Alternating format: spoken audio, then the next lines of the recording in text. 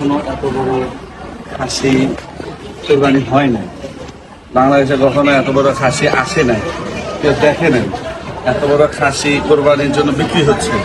ইনশাল্লাহ আল্লাহ চাহে তো কোরবানি হবে। দেখে আমরা ধরে আমরা তো আমাদের পশু মানে পাঠাইলাম খায়া দেখি।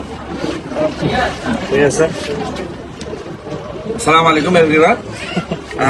কোরবানি 2024-এর সাদিক এগ্রোতে সবচেয়ে বড় খাসি। এটা শুধু বড় না, অনেক ভাইরালও।